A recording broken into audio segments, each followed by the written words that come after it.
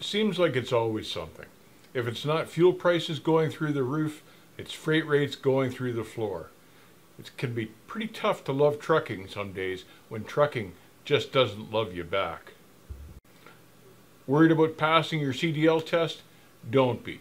Driving Test has come up with an online training course to help you get your ELDT certificate and help you pass your CDL knowledge exam.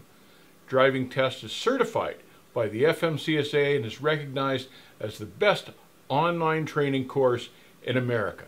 Check them out at drivingtest.org. So speed limiters. What is with these people? If there's truly a driver shortage, why do they keep mandating these things that will force drivers to leave the industry? First, the ELD, they mandated that, thousands left. Now, if they bring in the speed limiter thing, thousands more will leave. Oh, and they say, oh, but 70% of the trucks on the highway are already governed by speed limiters. Well, that may be true, and that would be the mega carrier fleets and the large company fleets with company trucks. They own the trucks, and they can do with what they want with them. But this legislation is specifically targeting owner-operators. Why? Because owner-operators represent a faster, more efficient way of delivering freight than the mega fleets offer, and the mega fleets don't like competition. But wait, Dave, you say, this legislation isn't coming from the ATA, it's coming from the FMCSA. Well, let's get one thing straight right now. The FMCSA are just a bunch of bureaucrats and they don't know a fifth wheel from a Ferris wheel. No, make no mistake, this legislation is coming from the ATA, and this is something that they have been after for a long, long time. They have always wanted these speed limiters to eliminate the competition.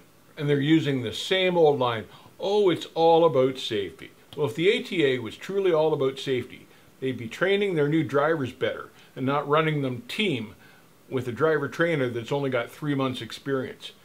If it was truly all about safety, they'd put speed limiters on the four-wheelers because those are the guys causing 90% of the accidents. Every truck driver worth his salt knows that split speed limits are dangerous because the four-wheelers run into the back of the trucks. Now, there isn't an owner-operator or a long-haul driver, an over-the-road driver out there that is for this legislation. So let's hope, for once, the FMCSA actually listens to drivers and does not pass the speed limiter legislation. Now, here's a story that most of you won't be aware of. But back in 2008, Ontario, where I live, legislated speed limiters for commercial vehicles, for the trucks basically. And there were the problems that you could pretty much predict. It caused traffic jams, it caused road rage, it caused multiple accidents, it caused driver discontent. But something that it did cause was unforeseen, and it became a big deal. So when they first mandated this, all the truck drivers in Ontario went, nah, I'm not doing that. And they didn't govern the trucks the way that the law was telling them to. And the MTO, which is our version of the DOT, was aware of this. So they had an electronics company develop a scanner that they could plug into the truck at a scale, a handheld device they could plug into a truck, any truck, and it was supposed to be able to read a Cummins engine, a Cat engine, a Detroit diesel. It could scan whatever that engine was set at, the parameters for the speed.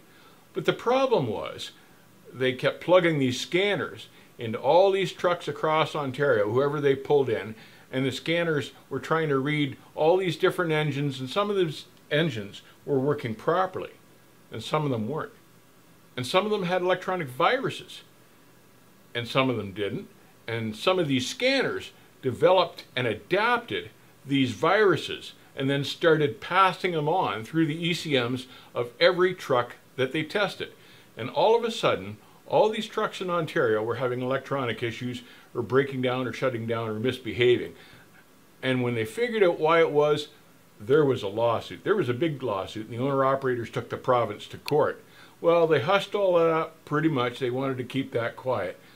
But at the end of the day now, you rarely see the MTO plugging in one of these scanners to a truck. It's just something they just don't seem to do anymore, and they don't talk about it. Take care, keep the rubber side down, and I'll see you on the back haul.